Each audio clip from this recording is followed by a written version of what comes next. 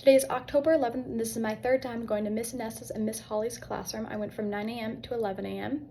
The activities completed. When I first walked in, they were doing free play, different stations, My Little Ponies, coloring, babies, the kitchen center. Then after that, they went back to the meeting rug and they read a book. The theme of the week is pumpkin, so they read a book about a frog buying a pumpkin. And then after that, they went into their learning centers. There was a sensory bin, there was Play-Doh, there was a spooky snack that you had to build with Miss Holly, and then the kids ate the snack after. There was the Harvest Kitchen Center, a block play center, and then there was a center I was in, which is the coloring and writing center. They had to match the little pumpkin shapes to the color and then color in the picture, which was a little difficult for them.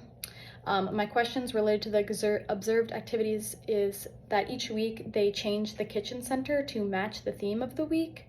So it's pumpkins this week, so they made it like a pumpkin harvest kitchen area, and there's baskets, money, menus of pumpkins. And I'm wondering, do they buy that stuff? Do they print it and laminate themselves? Is it saved from previous years?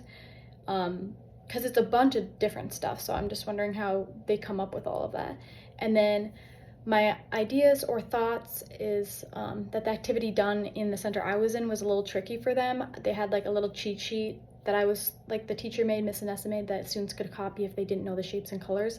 And they were basically using that. They didn't really understand the shapes part. So I was wondering if they knew that activity was a little advanced, but they still decided to do it.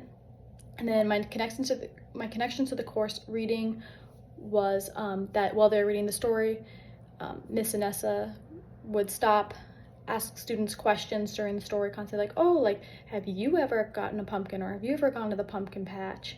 And just conversating between the story. And I know we've worked on that in class, and that like building that connection within the story, that you're not constantly just reading the story, flipping the page, like you're helping that child build the connection and understand the story through that.